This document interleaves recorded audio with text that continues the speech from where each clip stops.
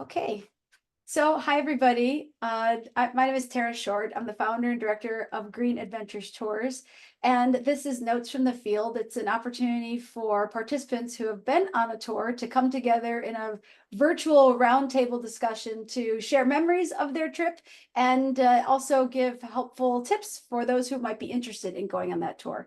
And tonight I'm here with the participants of the very first ever Green Adventures Iceland Knitting and Northern Lights Tour. It's so nice to see you. We don't have everybody here, but we have a few people that can represent a really great group, and I'd love to just kind of go around and get some introductions. I'm going to start with the guide, our guide, and our designer. Okay, so Ingeborg, do you want to start by introducing yourself?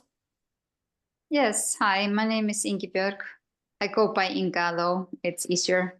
And yes, I have been a knitter. I learned fashion design at young age and started to work in the wool industry when I graduated.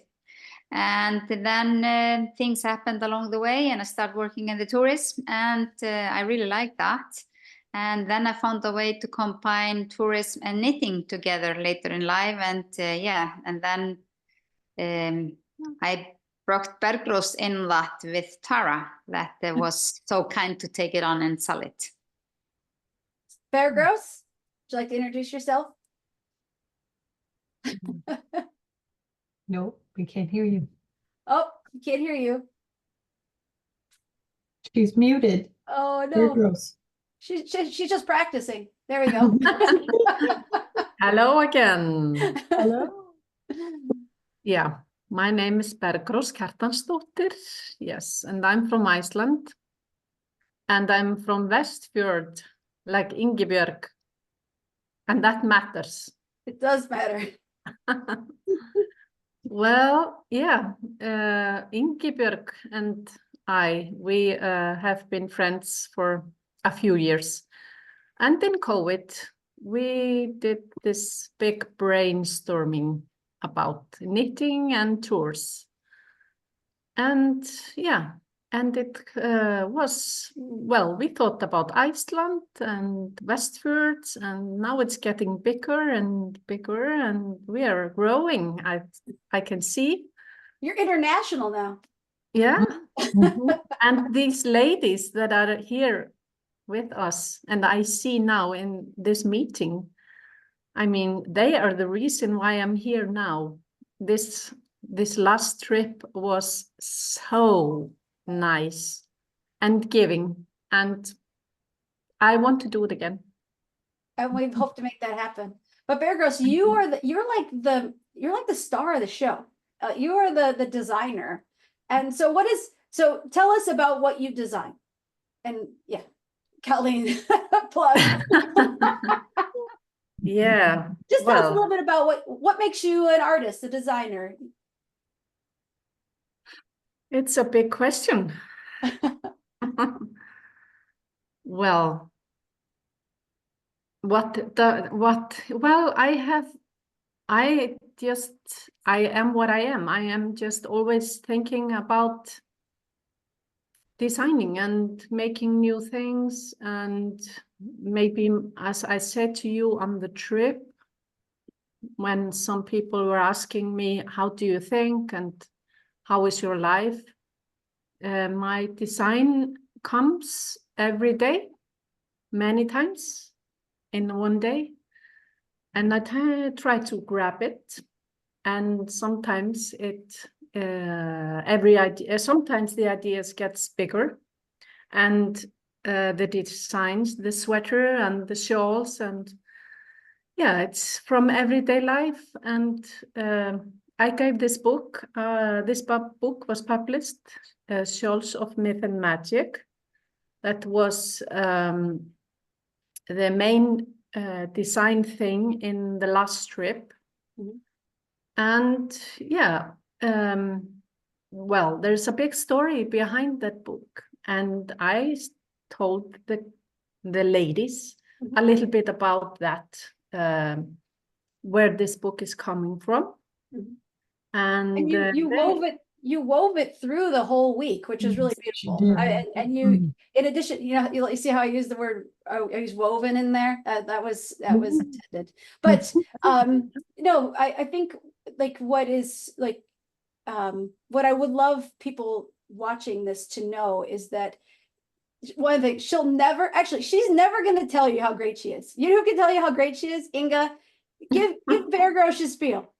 Tell the world how great Bear Gross is. oh my. Yeah, like I have very often said to Bergros, you're one of the best designer in Iceland. You have so much in your that you have done since you were at very young age, and since you start working in the publishing your work with other companies, also selling through them and then selling by yourself. I mean, you have never wanted kind of sell yourself, and I am like, you need to sell yourself. I want to sell yourself. I want you to be out there. Yeah, And so yeah, and so Bergros is one of these very humble person that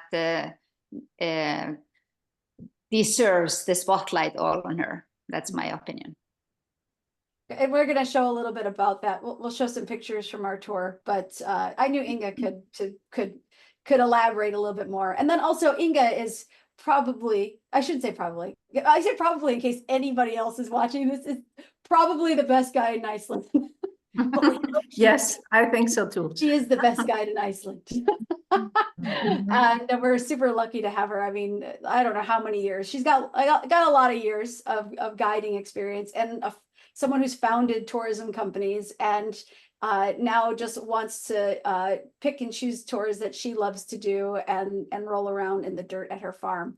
But it looks like through Green Adventures, we're keeping her pretty busy, plus all the other things she has going on. So I'm so grateful to have these two women be part of our tour. Now let's talk about the participants. I'm also so grateful to have you have been on our tour.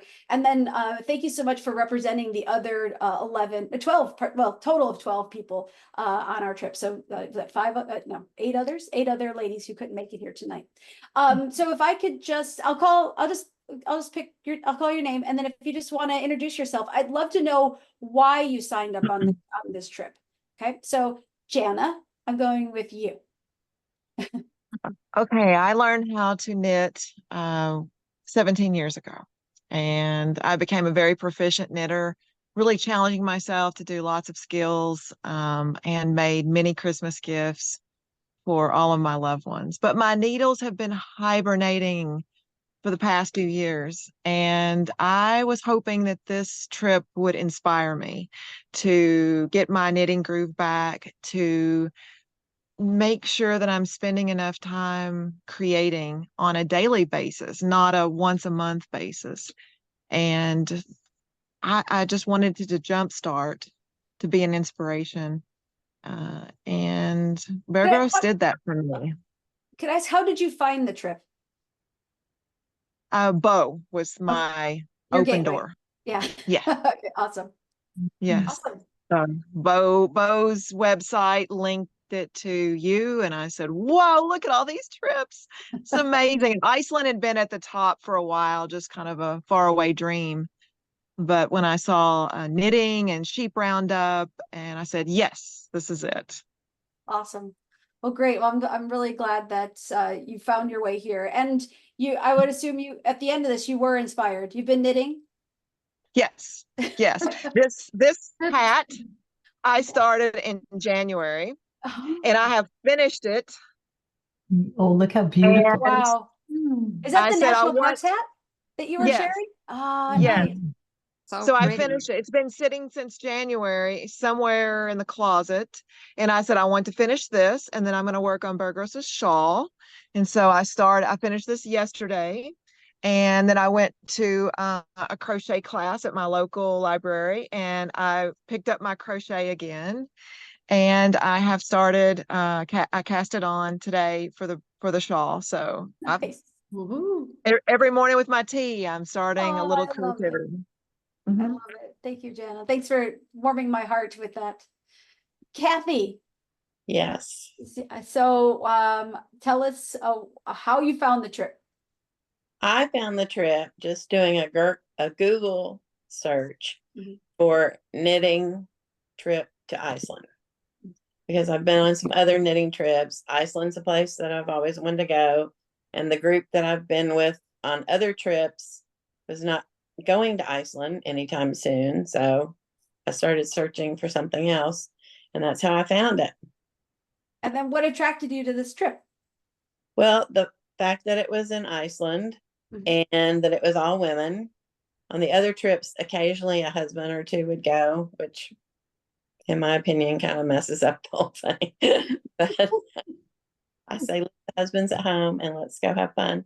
But so I liked that about it. And it's so interesting and great to meet Ingeborg and I keep messing up your name every time I try to start it. I get it wrong. So Bear Gross. Bear Gross, yeah. I keep wanting to say Beargone or something, but Bear. It's Rose. Remember that, then you Mountain Rose. Rose. Okay, I can remember. But We should anyway, just call her great. Mountain Rose. Oh, was Mountain great. Rose, are you gonna be?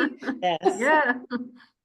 it was great to meet her and to work out of her book and on her project. I still just have the sample that I made.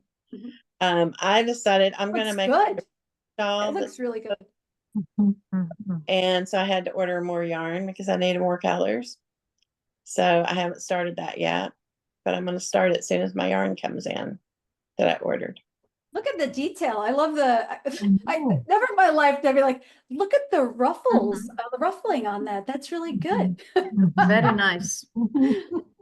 It's so inspiring. It's really inspiring to see all of you creating these projects. Considering mine still looks like a dishcloth, which it's downstairs, but it's better. It's so much better than when it started. So your shawl is going to be beautiful. Well, thanks, Kathy. I'm so glad that you found this trip because it was really great to travel with you in Iceland. I enjoyed it so much. Jennifer. Me. Yes. Oh, well, I was So what sitting there attracted you to this trip? I was trying to figure out how do I say, well, I was on the mailing list, You were one of the very first people. Like we were sitting together in the minibus or something in Iceland last year. And I said, I think I might be doing a knitting trip. And you're like, sign me up. That was it. And, I really expected I was going to be able to fill the whole trip with people that I knew. And I'm glad I didn't because I met some wonderful people. But, first of all, having been to Iceland before, I knew what to expect. I knew that Iceland was going to be fabulous. Having been on a Green Adventures trip in the past, I also knew that you were not going to disappoint, even though I may not know, may not be able to comprehend, just what we were going to be doing. I knew that you had this all in control and planned out and that it was going to be fabulous. I knew that.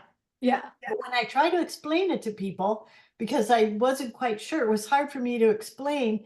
And they would just look at me like, you're going all the way to Iceland to knit? And I was kind of like, yeah, that's what I'm doing. And, I wasn't concerned about the trip. Because again, I knew, but it once again, Green Adventures far exceeded my expectations.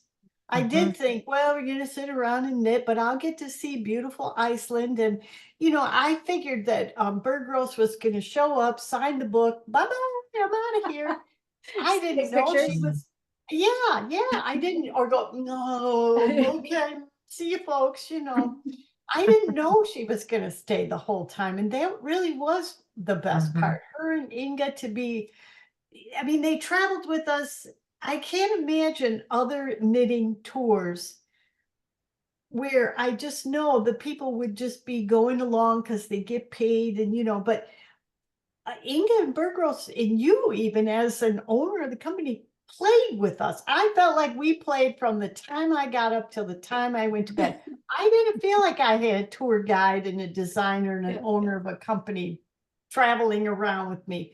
I had friends, I had girlfriends, and we had a great time. I really can't. And my friend Angelique, we went last year, and she said to me this morning she wants to go somewhere. I'm like, I'm going back to Iceland. Let's said, just all buy a homestead there. I know. I'm gonna live in the West. That's how I'm gonna get my farming. I'm just gonna get a bunch of investors. There you go. Yeah, you got to Timeshare. We'll just share it. That's all. That's awesome. That's great. Start Oh, selling Jennifer, land. that's so great. Yeah, I remember you saying like, we're not just sitting around in someone's. I'm just Yeah. laughing because I think I read it. So that's what makes it funny. It's like, and I pictured you say, I pictured hearing your voice while I was reading it. We're not just sitting around in someone's house knitting for $5,000. It's great. But that's also, I mean, this was my very first knitting tour too, and I just remember thinking, I don't really know how this is going to work. I didn't, in my mind, I didn't know the flow of how it was going to be. I mean, it was presented to me, and then I could see, but still, like, to actually have gone through it, to see that we have this time in the morning together, and then fun time like out and about in the afternoon. It was really well organized. Thank you, Inga and Bear Gross, for doing that. Yes. So great. Well, thank you so much, Jennifer. It was like, it's just a pleasure to travel with you in general. Thank you for that wonderful, I love what you said. That's like, everything it's a great summary of the decision-making process, and also like why you want to people keep coming back to Iceland. Yeah. And the personal touch, really, the whole personal touch with Inga Bergros really, really did it.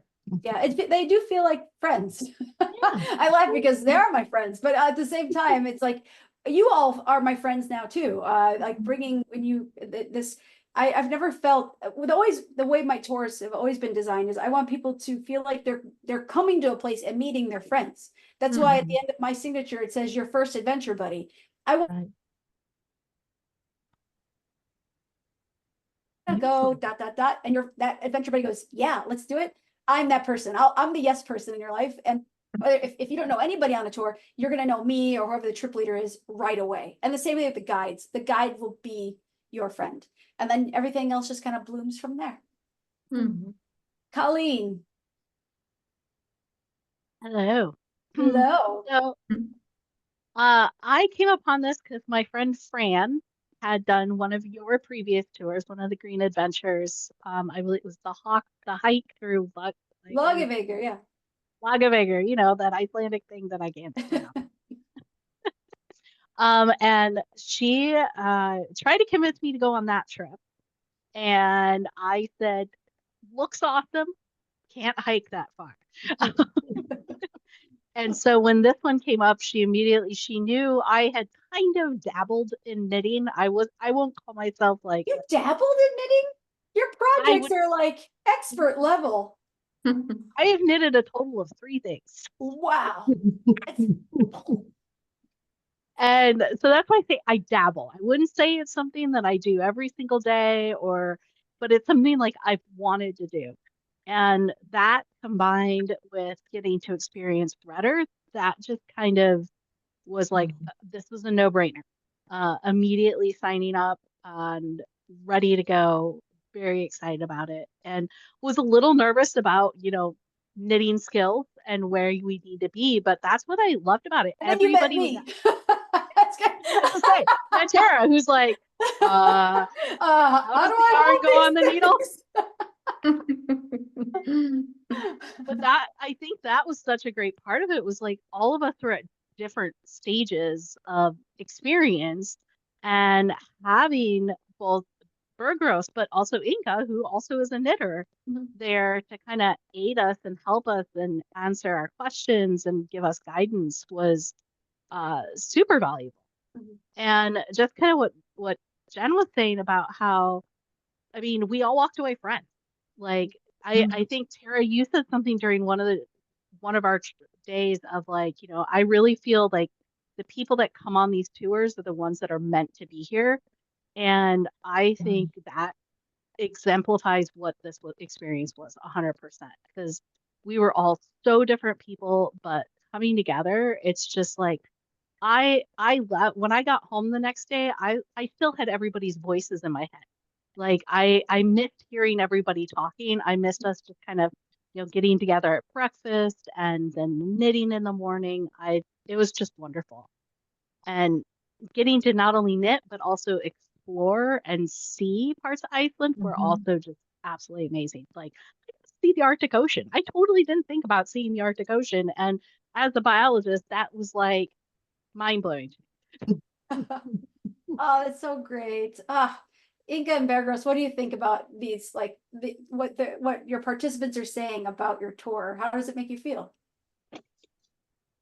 Well, I'm very happy to hear that everyone liked the tour, because that's what I like to give to people. I mean, these are expensive tours, and I want people to go away with the best that I can offer, and that they have the greatest memory for that will last a long time. And I mean, also always what I like from these tours is that you get always good friends out of this. I mean, you might not be friends with everyone, in the end, but you will always pull out like 1 or 2 or 3 friends from each tour that very often you cling on to and keep in contact with for a long time. And that's what is so great about being on these kind of tours. It creates a community and friendship that lasts for a long time. Yeah, I love that. me too. Bergros, how do you feel about what you're hearing? Like this is a product of you. Like you helped make this. Yes, I thought it was a very good idea that you are having this meeting, because I didn't know on the trip that we would meet again, And because I told you, I think before this trip ended, that I found I knew it then that I would miss you when I would come home. And that was true. I was thinking about you, and wow, I want to meet them once again, at least very soon. So when you sent me this SMS or on Messenger that we were going to meet again, and I said, yes, that's very good point. Also to, just to talk about what was nice and, what we could do better and all that. But it's also tells you that maybe you are doing something right and something that is valuable. And that's very good for me to hear, because I want to do more of this. Because I felt afterwards, after this trip, that I have learned so much from you guys. Hear your stories, and that my stories, that you felt like that you wanted to tell me stories. That's very big thing for me, and I love that. Thank you for telling me your stories. Thank you. This is so beautiful. So what I want to do now is share. I just grab. There's so many pictures. I probably have 18,000 pictures plus GoPro footage that can go on for hours. But I just went through my my camera roll and threw pictures in and kind of put them in a bit of an order. And I thought we could just talk about them as they come up. Let's see here. Can you guys? Hold on a second. Oh my gosh. This isn't the one I want. Hold on. That's not the one I want. Oh, that The was a craziest beautiful thing is one, though. That was a good Oh, photo. was it? over a week ago. Oh yeah. Okay. Do you see the picture of the group? Uh-huh. Okay. Uh-huh. All right. Good. That's why I make sure. Okay. So you see the group now. Like looking at that picture of the group. I mean, remember you all. Like, I guess what I'd like to know is, did you expect the group to become so well bonded? I guess. Like, did you, when you signed up when you came on this tour, is the group dynamic what you expected, or is it different? Anybody For can. me, it was totally. They're all so happy and relaxed. It's a nice picture. And like they're all friends. I expected that people would navigate to certain demographics, whether it be age or, you know, talking about grandkids or their knitting skills, you know, those that were more proficient would sit together, and those of us that weren't would all kind of huddle around wondering how do we get it to be as good as them, kind of thing. I didn't dwell on that very much, but I was surprised that there was none of that at all. At all, that everybody was helpful. We all gelled together. I think I the 100% small agree with the that. group helped with that. What'd you say, Kathy? The small size of the group helped with that. Mm-hmm. Because I've been on some that were like 25 ladies, and that's, you know, they do kind of form these little groups. But with us, because there was such a small group, I feel like we were just one group. You know, we didn't go off separate groups. Right. Good point. I like Yeah. to think of us as kind of like a multi-generational family. That's how I want all my trips to be. There's been talk on some of my tours. It's like, oh, why don't you make it a 35 and older, or like a 55 and older? It's like, but that changes the dynamic of what I want. I want multi-generations together because we have so much to teach each other. You know, yeah. So I feel like if someone reads the itinerary, it resonates with them, and they see the activities that are listed and they're like, I can do this, then they should sign up. It shouldn't be about, oh, is this only for, you know, 35 and older. However, now that I'm 45, I'd like to tell you that I don't want to be in a group with just 20-year-olds either. Well, speaking on the age thing, I kind of had a feeling that I would probably be the youngest one in this group. And I was like, I wonder how that's gonna be. But it made no difference at all. It really, like, everybody just gelled really, really well. And I loved how much we kind of like mixed flock throughout the different times of you know, knitting with different people every day, and I think having that kind of spectrum of different knitting levels also made that impact as well, of everybody Agreed. kind of helping each other's out. Exactly. Yeah, I think so too. And I like that it's a good, I mean, you have like a mid-range of an average, you know, not like certain age, but I like that it's not heavy on one side or the other. It just always seems to attract a good mix. And again, that's what makes, I think, this feel like a family to me. So yeah, when I look at this picture too, this is our last group picture together, you know, so it was like, to look at that, it's hard to believe that a week previous to that most of us were strangers, although as Jennifer would say, we're kindred spirits. Our spirits knew they were supposed to be there, but we didn't know each other before this, and like by day 3 on every tour, we usually get what I call Magic Day. It's like where everybody, like, you don't even know where anybody else is from. We're just here together. Nobody else came from a different state or what, that, you know, we're somebody that was new to us. What I really like also about this photo is like we are just like a family.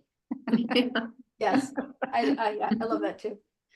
So this was a typical day. So I've just thrown some photos together. So this is Bear Gross in her element, you know, teaching like certain skills. So Bear Gross, you know, when you came to a workshop every morning, what was your objective? Like what did you want people to know?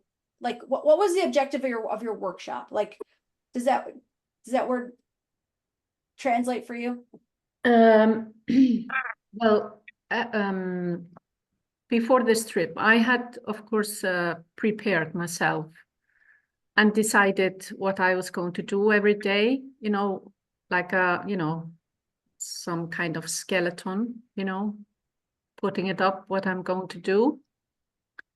But also what I was happy about, that I felt relaxed, so I could also just let the day flow a little bit and let the people in the group, you know, a sort of change the plan also. To be flexible. You know, yeah, and follow what they were asking about and answer their questions, you know.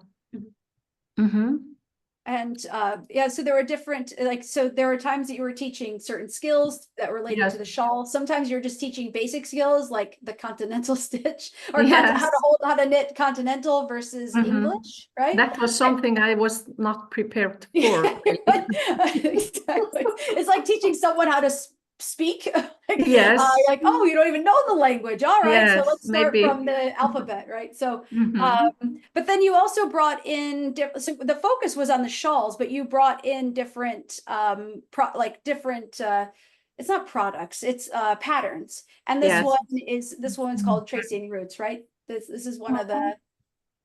Yeah, well, I thought, well, of course, I'm trying to wear my patterns, my sweaters, and well, it's they give me confidence. My my designs gives me confidence. So I always have to have some of them with me, because if I have them, because they are telling me stories, you know, if I forget something, or I mean, you know, I can always rely on them, because in them are these stories, and people can learn a lot from them.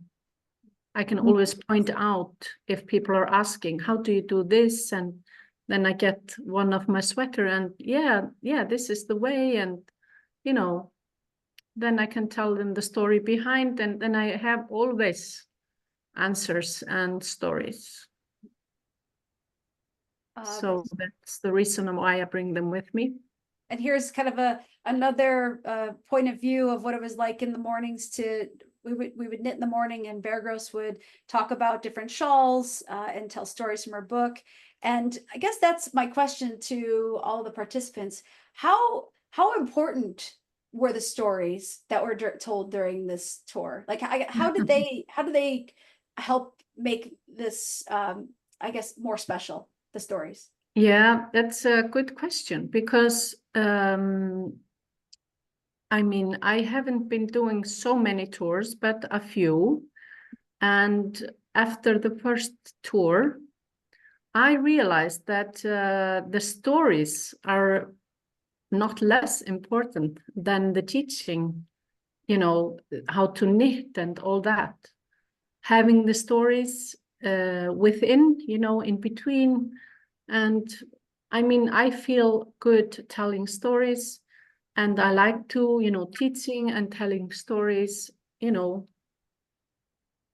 And they go hand in hand, because you can work on your product or project and listen to the stories. But those of you who are at the workshop, what are your thoughts and impressions on Bear Gross's stories and how they were woven into this tour? I thought it was a vision. I loved hearing her stories, and as we were having our knitting session every morning and on the bus or the van. I enjoyed it much. I think it's been. Oh, go ahead. Go ahead, I think they give the items that we're going to do life. You know, each one of those shawls has a little bit of history. You know, when I look at her rooted pattern that she has on the sweaters and different things, it's not just, oh, isn't that a nice two-tone sweater? It means something, and rooted, and the stories that go along with that. And especially with the shawls, just wearing them when I get it done is going to be magical. It's just going to feel magical because of the stories. It's not just going to be something I made. It's going to be something that has a story to it that Bird Gross told us. It makes it more magical. Tara? Yes. I made a living telling stories. So as a teacher, a language teacher, the main component of how I taught was stories. So my draw to the trip was to be inspired, to be more creative. But what I came away with was the connection. The connection was because of the stories. They were rich, they were intimate, they were relaxing. And this connection to the land and the legends and the people, the knitting traditions, and also our fellow knitters. It was the stories that brought us together. So when Ingeborg and Bear Gross told the stories, you felt like you knew Iceland in a way that you wouldn't get if you had rented a car and you drove the ring road, by yourself. It was Yeah. amazing. Oh, good. Mhm. Is there any particular story anybody remembers that's stood out? The polar bear. Yeah, the polar bear story, definitely. I remember that one too. And then the fact that there was a polar bear in the West Fjords, like right after we left. That's crazy. Yeah. Yeah. And then we got that precious picture at the end there. We got to see Oh, Bertels's yes. dad. Yeah, in the photo circle. Mhm. Well, what I love about like some of these pictures here is like we can see a lot of Bear Gross's style, right? And what I loved is that your packing list. I joked Bear Gross that if anybody sees these pictures and then they like look at without seeing the packing list to be like, is this how we're supposed to dress on this tour? Bear Gross, this is Bear Gross. She hiked in this. She is the epitome of design and fashion, even in the wilderness. Yes. And so we did a few tours. Like we visited like the East Tex Wool Factory and the Textile Museum. But one of my favorite things is when like a guide there would be they'd be talking and they'd be holding like one of these knitting pattern books and Bear Gross is standing right next to it. And then I think I was at the Textile Museum. I'm like, that's Bear Gross's design. And the woman was like, oh, remember how surprised she was? I just love their look of surprise. Like, oh, you're right here. I didn't know. All over the place. We were right. That's Bear Gross's book. That's Bear Gross's design. That's Bear Gross's design. So it's kind of neat to be with the person, not just kind of, it was really neat to be with the person who's like is so well known and it creates these beautiful designs. And then I also love too that we have this, as we talked about, like all these different levels. I wasn't the only beginner. Sue was also a beginner, but we had these graduation moments, and you can't see it, but Sue's holding up her practice swatch, which is like, I'm ready to move on to the shawl. And so that was just, there's just this level of encouragement all around that I found pretty refreshing. You ladies have already kind of touched on. And then I would assume that we all felt really special being at Inga's house. That was. Yes. Anybody want to talk about the Inga's house experience? Tara, I do, because when I was thinking about this, I was thinking about the memory that keeps strolling across my mind.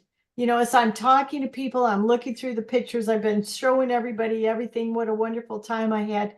And the one that just keeps coming back to me and leaving the most comfort is being at this house. There's something about it, being at Inga's house, being here, having lunch out in the front, the soup. I made for myself. I had to make some a lamb stew. I used a lamb chop. They're kind of expensive here, but I took a lamb chop and boiled it. I saw that. It looked really good. Wasn't it good?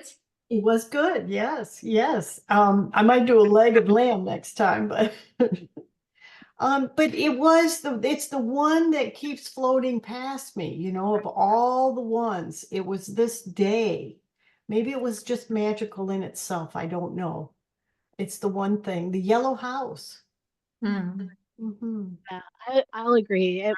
That day was really just magical because we lucked out with the weather and being able to sit and enjoy each other's company, plus the knitting, plus just kind of being in the country as it really is, and a very authentic experience instead of being your typical type of tourist experience. It really was something special that I can't even describe how it felt because it was just such an amazing and special experience for me. It was And the very soup was special. And I so appreciate her making the vegetable soup for me. Yeah. Well, I really loved and enjoyed having you all at the house and just seeing you all sitting there and knitting. I was like, I have foreseen my future. This is it.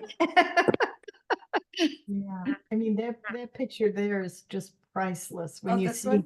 Yeah, the snow-topped fjords in the back there in the waterway, and just everything about that day was magical.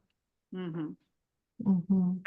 I took this Yeah. video of Fran knitting, and one of the things she's talking about, I'm not sure you could hear, but one of the things she's talking about, she's like, I'm practicing my content. Can you hear her? Oh, it's okay. So what she's saying is she's like, I'm practicing the continental here so that hopefully when I get home, I can she gets better at it. And that's one of the things that she said. If you're a beginner, if you're coming as a beginner knitter and you're practicing to learn to knit for this tour, you should practice the continental way so that it's just an easier transition to learn. So that's Fran's advice. And there's I posted a question on my Facebook group today. I asked like, what do you have any questions for this, knitting tour group? And one of them was, do I have to knit or do I have to know how to knit? Inga, how would you respond to that?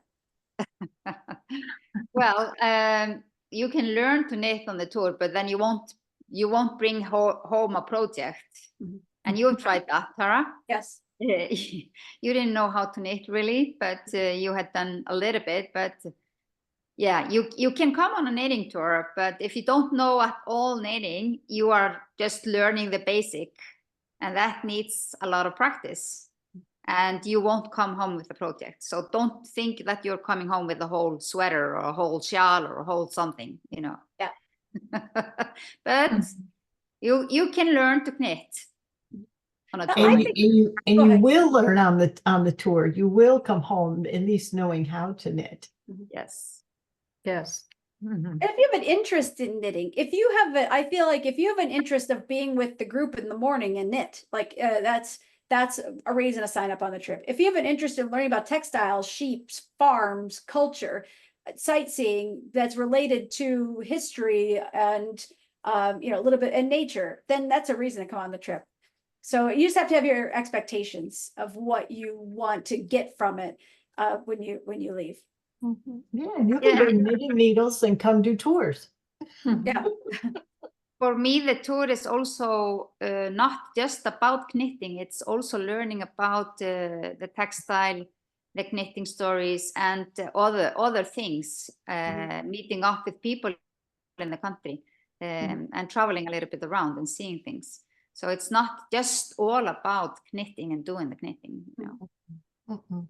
And so I know that a lot of you enjoyed your time at Inga's house, but we visited some other people on this tour, other like homes and workshops. And this is Paul and Rita's place. Anybody want to say what they thought about this experience?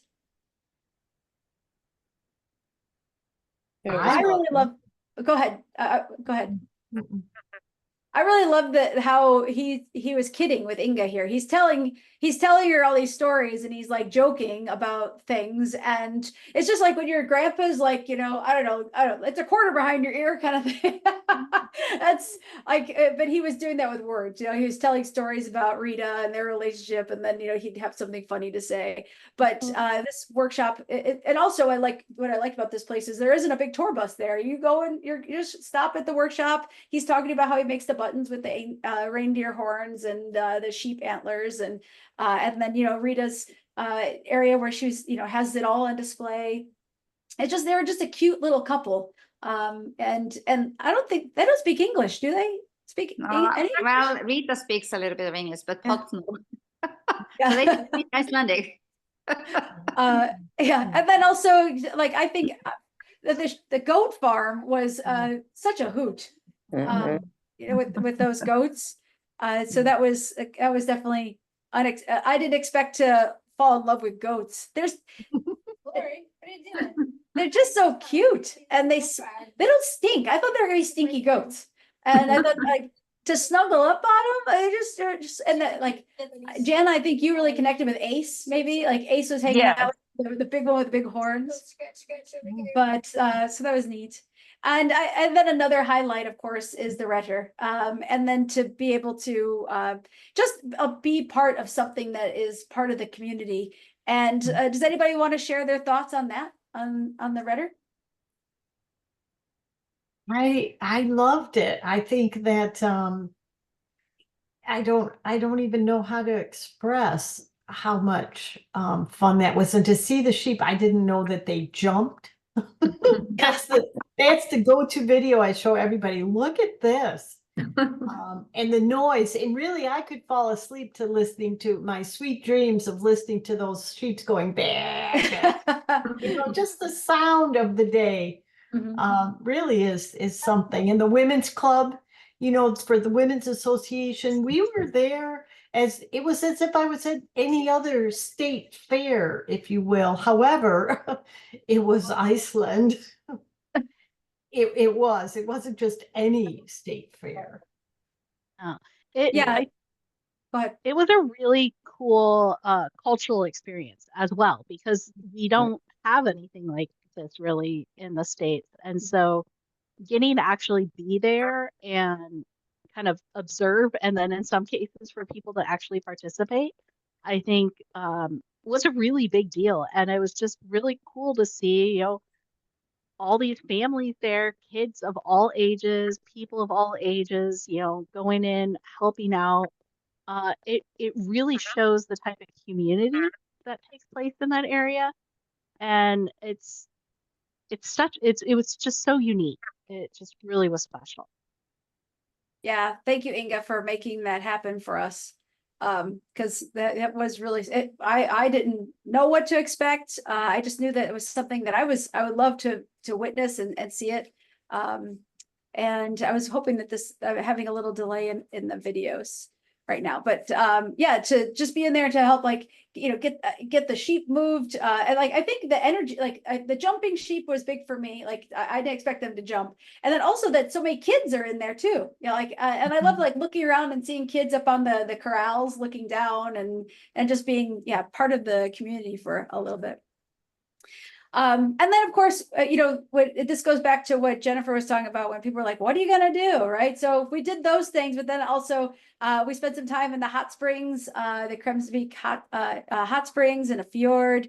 I love this picture of you, Kathy. Look at I that. enjoyed it. I wasn't sure I was going to do that when I got there, but Yeah, I'm glad I did. I enjoyed it very much. and it was a windy day. You could see the top of the water there. It was windy, Yeah. but the views are just so special, and then also it was actually a blue sky day. Did everyone like Kremsvik? Did you enjoy your hot springs experience there? Yes, very And much. the lunch there, the whole Loved idea that they cooked the fish there the way they did that Oh soup. yeah, the soup. They cooked it with the hot water. Yeah. Yeah. I think this picture, I think the rainbow is for me. You can thank me for that. Yes. Yeah. You had that. She's always thinking. She's looking at Love everything it. and how the design will be. But there was something else, right? You said there was what did the rainbow symbolize? You had something I didn't. I was Yeah. even beyond what I was like. I thought she just wanted us like the rainbow, but no, there was actually because I was like, it's Roy G. Biv, like it's red, orange, yellow, and you actually had a specific color pattern that you wanted. I'll never disagree with you on your color pattern ever again because there was a purpose behind it. Well, what I was telling you was that there is a place there nearby. It's called Beveröst. And that name in the Norse mythology is a name of the bridge, the rainbow.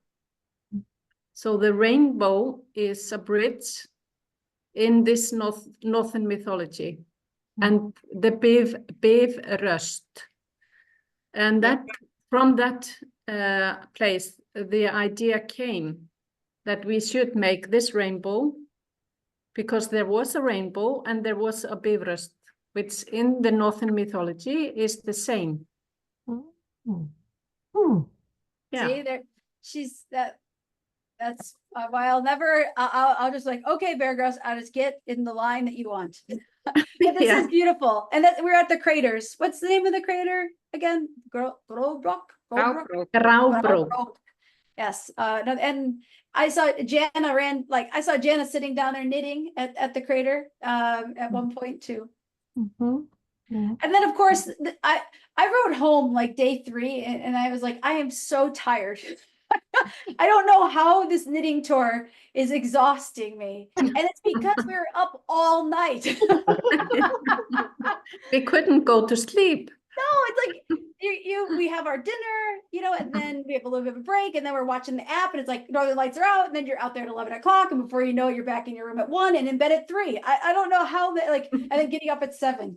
But we had fantastic Northern Lights on this tour. And I mean, I wouldn't trade it for anything, but this is the time of year when typically mid-September, you have some good, we're starting the Northern Lights, but also it's a peak, it's kind of a peak time right now in the solar cycle. Mhm, mhm. And We were then so lucky. we spent a day at Helga's. And again, what do you think about her house? She just has a Oh. cool house. Oh. Yeah. House. Yeah, That that house was just got my amazing. husband in trouble. Why? Because I said, honey, I need more room in the house. Oh, because of her workshop?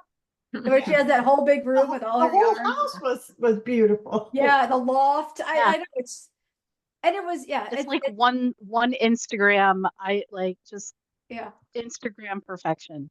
And this picture is just because for the sake of time, I just wanted to throw out there just the community, this all of us together on her back porch, in Iceland in the beautiful sun. Inga was down to a tank top and barefoot. It was like a really warm, lovely day to be at her home and to be in the company of someone who is another local expert. And then, of course, to learn about dyeing with natural, traditional ways with plants and cow urine, although she didn't have the cow urine, right? But Gudrun talking to us about that. And, that's also something that was, a unique experience too. That you could stop by her shop, but you're not necessarily going to get a presentation about how to dye wool. And that's what makes a guided tour like this so special, is that you didn't just pay for a tour, you paid for an experience and exclusive access. And then all these other benefits came from that in the long run of just this friendship. So the last thing I wanted just to ask you is, if you were sitting in front of somebody who wants to do this tour, what advice would you give them? Go. What's that? I would say go. Yeah. If you have No. opportunity to go. Great. I like that advice. I'm going to be sitting in front of a lot of people over the next 6 months, telling them you'll be sorry if you don't go. Oh, thank you. I'm serious. You'll be sorry, because you're going to miss a lot. It's not a once in a lifetime opportunity, because we can repeat it. Mm-hmm. Yeah. It's growing. Look, we're already planning the West Fjords. What's next, right? We're already planning our next adventure together. Is there anything, any practical advice, like Fran had, learn the continental stitch if you're gonna learn the continental method, if you're gonna learn to knit before you come on the tour? Any other things? But I mean, Packing you can still knit with what you have. You don't have to. I was about to say, I held by strongly with my non-continental stitch Yeah. and said, I'm not changing because I like this way. Right, you had you started, but if you've never learned, look at that. And I still made my Oh my! I can't wait to get mine done. It's beautiful. It looks so nice. This was Yes. this was was it European style? Yeah, stitch? European style, continental style. continental is European. English style or continental style. Yeah. Easy, English style. ladies. Easy, English ladies. style. I did it my English style way. Packing I- list. Would you add anything to the packing list? An I think extra the packing bag. list- An extra bag? Yeah, Oh, a duffel yeah. bag or something. 'Cause I had to because go you buy- bought so recommend an much extra stuff. bag. Yeah. Yeah. I have for a the yarn. chair of yarn sitting over here with my cat sleeping on top of it right now. Yeah. From You're this right. trip, That's a good one. because- I would add that on there. An extra duffel bag, even a small one, just so it could be a carry-on for extra yarn. I mean, yeah, sweaters, everything, every wool product that you fall in love with. Remember the theme of every store I said was, I don't know who needs to hear this, but you don't need another sweater. Yeah. Sometimes it's for me. I don't know. I need another sweater. Yeah. I always need another sweater. That's right. That's right. I can't think of anything. I would say make sure that you bring good walking shoes. That was very important because we spend a lot of time walking. Yeah. But yeah, don't overpack. Don't overpack. I really wore just the same 2-3 outfits. I had a lot of stuff, a lot of choices, which is good, but the layering is the way to go. And That's because you're in the hotel, you're outside, you've got your coat on, you've got your coat off, you're hiking. You need to be able to adjust your temperatures. And I think most of us were able to do that because of the packing list. So really follow the packing list that you get. Yeah. Were you warm enough? I wasn't like it was actually I guess Inga and Vergos, do you think it was a little chillier than normal, or was it the typical September? I was rather cold September. Yeah. Okay. Yes. Yeah, I was definitely warm most of the time. Good. I want to make sure Yeah. people were warm. Yeah. Yeah, Inside but of I the stuck to the pack list. And Okay, good. I think sticking to the pack list was pretty, I mean, I would say the only thing that I didn't use much on the pack list was my hiking boots, because I'd also brought hiking shoes. Yeah. And I would say most of the trekking and everything we did didn't necessarily need a boot necessarily. But if I was like in the redder and actually participating in it, I would have wanted boots. Yeah. The shoes are always a difficult one for me because I sometimes even want to just not bring my boot and just bring a trail shoe. But I think about the what ifs. What if it's muddy and rainy, and you're in the redder and and you just have a shoe, like a regular shoe, and you're slipping around? Or what if I'm not able to, I'm trying to think it even just on the trails, right? Like keeping your feet warm and dry. So it's a tough one. For me, I would always defer to the boot, especially if you have it. If you don't have a boot and you don't want to go out and buy a boot, then a trail shoe, but definitely not just a tennis shoe. No, Yeah. because because of the terrain. Yeah. And if it rains, definitely I mean, not a that's the tennis other shoe. thing. We were blessed by the fact that there wasn't any rain, but had it have been rainy, some of those items in my suitcase that didn't come out might have. Yeah, it's good to have a few extras. Did we use our rain pants at all on this tour? No. We had No, I don't great think so. weather in terms of, Yeah. I mean, we did not almost get any rain. We got it a little bit first day, but otherwise it was very sunny. But it was cold and sunny. Yeah. That was it, how it was the whole time. Yeah. I would say As the soon as weather you was left, it perfect. started to rain. yeah. Iceland was crying because we left. Crying, you have left. Jana, do you have anything you want to add for the packing list or suggestions for anybody who is considering the trip? My advice for any trip is to minimalize, go as light as possible. It saves your back. It makes everything easier when you're going through the airport, when you're going from hotel to hotel. I think many women worry about having an outfit for each day. You don't need that. Just, you said it perfectly on the packing list. 3 outfits, mix and match. You can have different accessories, and it works out well. Yeah, because even You don't sometimes really need too much when you're traveling. We always bring too much when we're yes, traveling. and I'm always working on getting more and more stealth, because schlepping your stuff all over the place is a pain in the butt. But then also that's where you free up room for your yarn and all your other products that you buy in Iceland. Great. Well, thank you so much for taking the time to be here tonight and to share your thoughts and to reminisce with all of us. I know I've said it over and over again, but it does make my heart so happy. And I'm like, it's my purpose in life is to create these types of experiences, and then to have you to meet or exceed that for you. And I'm so glad that Inga and I ran into each other and connected, and were able to talk about dreaming bigger for Green Adventures and new opportunities, which is led all of us here today and our friends who couldn't make it tonight. So thank you very And much.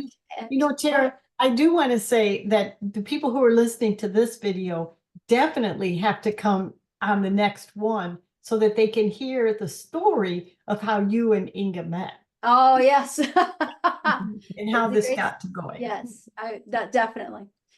Well, thank you very much. Big hugs to all of you, and hopefully I'll see you in the West Fjords or someplace else. But I'm glad we're still in touch, and that's what matters the most. Thank you so much. Thank you so much. Nice to see you, ladies. Nice to So see nice. everybody. See you. Maybe we'll see Have a again in nice weekend. Iceland. Hope so. No, for sure. Hope so. Okay. Bye-bye. Bye. Bye. Bye. Bye.